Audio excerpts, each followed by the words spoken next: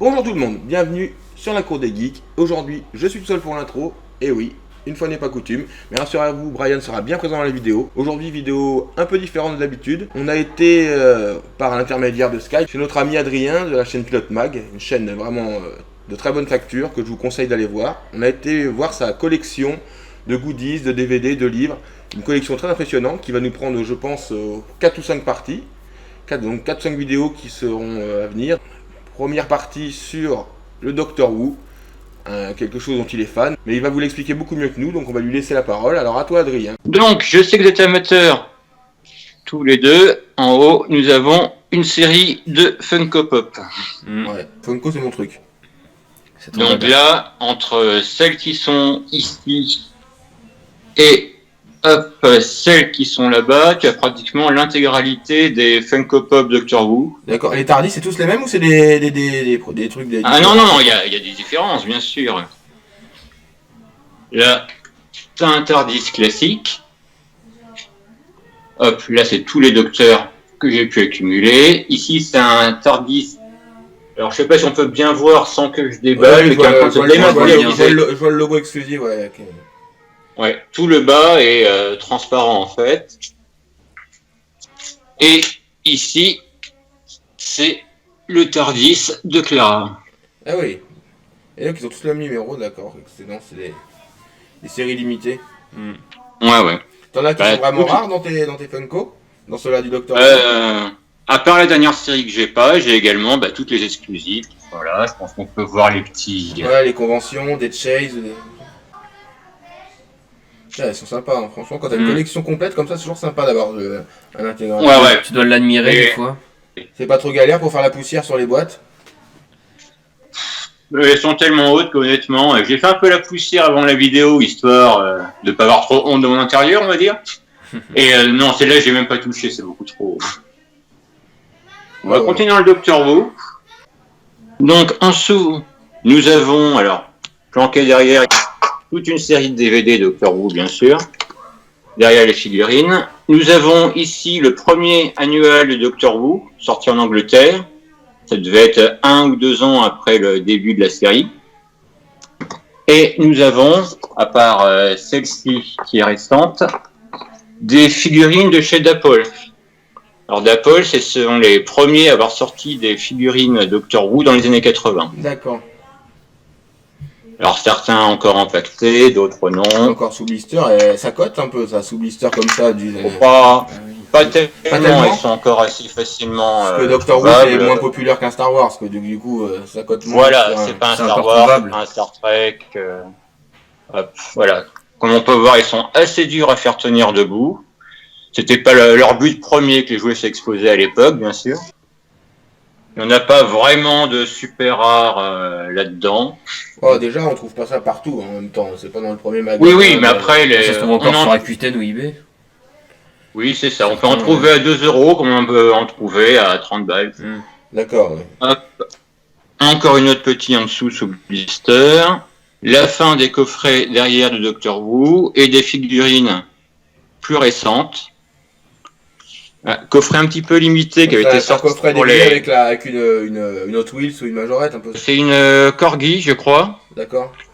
Et c'est un coffret qui avait été édité pour les 40 ans de la série. D'accord. Ce sont toutes des VO, et sans sous-titres français. Bon, il y a sous-titres anglais pour s'aider un petit peu. Mais en sous-titres français, il y a un seul DVD qui a été édité, je vous montrerai tout à l'heure.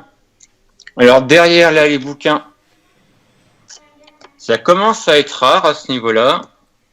Ce sont les novelisations françaises de Doctor Who qui sont sorties dans les années 80-90, présentées par les Bogdanov. Oula, ils étaient beaux à l'époque.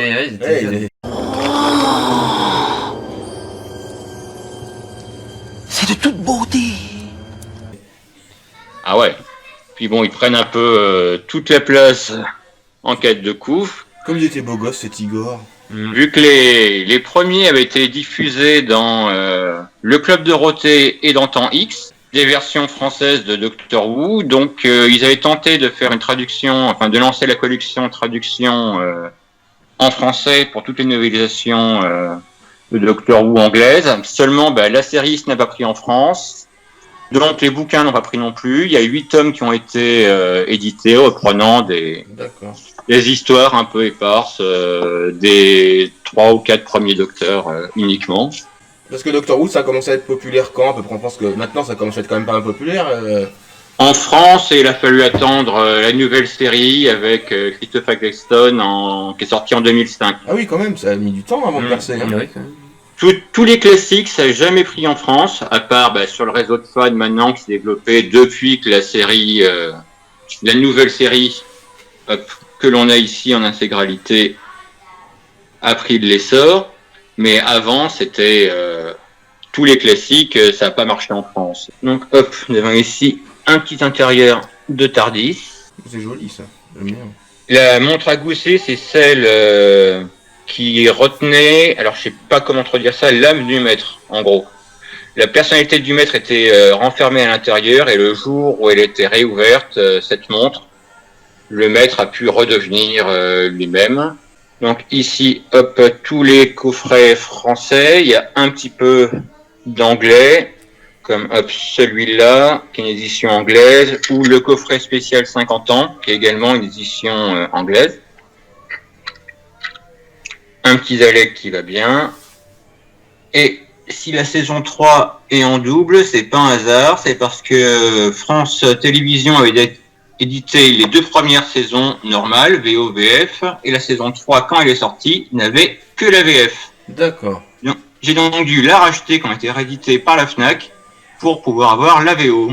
Donc toi, même s'il y a une petite différence sur une jaquette, tu rachètes quand même pour vraiment avoir le... Pour la collecte. Là, c'était plus comme que pour le contenu. Les coffrets, je les avais achetés à l'époque quand ils étaient sortis. S'ils ressortent encore une nouvelle version, tu vas reprendre juste pour des nouveaux bonus Non, pas forcément. Une fois que j'ai le support physique avec les histoires dedans, à moins vraiment que j'ai besoin de documentation pour une de mes émissions, je vais pas racheter le produit. Là, on va arriver dans le Doctor Who classique. Ouais. Avec... donc ça, c'est le coffret avec les films sur les Daleks qui étaient sortis dans les années 60 au cinéma. On trouve actuellement, mais il y a également celui-là, beaucoup plus rare, qui reprenait le 2e film, si je me trompe pas, qui est longtemps le seul disponible et qui est introuvable. Parce que là, on n'est que dans le DVD pour le moment, j'ai pas encore attaqué le côté BD. Donc voilà, le premier Docteur, quelques-uns du 2e, un petit TARDIS qui vole. Ici... une petite surprise. Rowan Atkinson, Mr. Bean, dans le rôle du Docteur. Ah oui. Boum. Ça existait. Pas reconnu. C'est un épisode officiel, c'est un... C'est un épisode parodique qui avait été sorti pour... comment ça s'appelle, le Red Nose Day. Enfin, c'est une journée caritative sur la BBC. Pour les enfants défavorisés, il me semble, et donc ils avaient réalisé ce faux épisode de Doctor Who qui est complètement parodique, qui reprend tous les codes de Doctor Who classique et s'en moque à la perfection. Et avec, si on peut le voir ici, Hugh Grant dans le rôle du Docteur également. Donc un petit coffret, derrière toujours du Doctor Who classique, avec... je vous en parlais tout à l'heure, le seul DVD édité par la BBC qui contienne un sous-titre français pour Doctor Who et qui avait été sorti en édition spéciale. C'est une édition anniversaire pour je crois que c'était l'épisode des 20 ans de la série. Des trucs, des raretés. T'as dû galérer pour trouver certaines choses. Ouais, c'est clair. Des fois, tu recherches juste un truc spécial quand tu cherches comme ça ou tu prends tout ce qui vient sur Doctor Who. Non, généralement, j'ai des trucs spécifiques en tête. Ouais, tu te fais une liste. J'ai pas encore tous les classiques. J'ai commencé par me faire tous les coffrets qui sont là-haut regroupant plusieurs épisodes. Et ensuite, chercher vraiment les épisodes que je préfère et on complète comme ça au fur et à mesure quand j'ai pas d'autres volontés de recherche derrière. En ce moment, je suis dans le Batman pour ma documentation. Donc ici, au niveau DVD Doctor Who, quelque chose un peu spécial. C'est des histoires qui ne sont pas officielles, filmées par un studio qui s'appelle la BBW. et qui en gros s'est amusé et continue encore pendant la période où la série n'existait plus, en gros les années 90 et début 2000, à refaire de nouvelles histoires, mettant pas en scène les docteurs mais des personnages secondaires, et avec les acteurs d'origine de Doctor Who classique. Et je pense qu'un jour je ferai une émission consacrée à ces histoires-là, car c'est quelque chose d'assez particulier. C'est des spin-offs. Faut être connaisseur. Voilà, donc hop, si on descend toujours du Doctor Who, mais avec cette fois, hop, des novélisations françaises, un peu de novélisation anglaise. Celui-là qui est un peu spécial dans les novélisations, j'en ai parlé dans l'émission sur Doctor Who, il reprend le script de ce que aurait dû être le pilote. Ça, c'est un script qui n'a pas été conservé et qui est plutôt intéressant. Donc tout ce que t'as, tu lis et tu regardes, parce que des fois t'achètes juste et tu mets directement dans ton étagère. Ah non, tout a été lu, tout a été visionné, ça y a pas de souci. On arrive, hop, pardon, désolé pour le doigt, C'est pas un souci. dans les films, avec toujours du Doctor Who, Du mug. ici, quelques mugs, Avec des films. Des mini Oui. figurines. c'est des mini-figurines qui avaient été éditées par la BBC, qui édite la plupart des jouets Doctor Who officiels, quand Lego n'avait pas encore, enfin quand il n'y avait pas encore de licence, On dirait des méga blocs.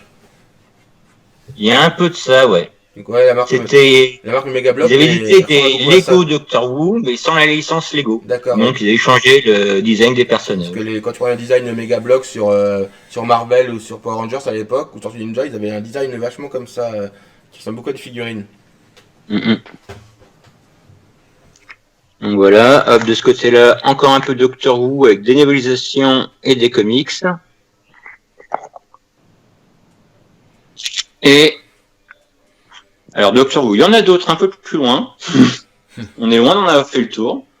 Bien sûr, on se doute qu'il y a encore beaucoup de choses à découvrir, mais on verra ça dans une prochaine vidéo. Pour l'instant, abonnez-vous à notre chaîne, abonnez-vous à la chaîne de Pilote Mag, qui mérite beaucoup plus d'abonnés. Laissez des commentaires, mettez la cloche, likez, partagez.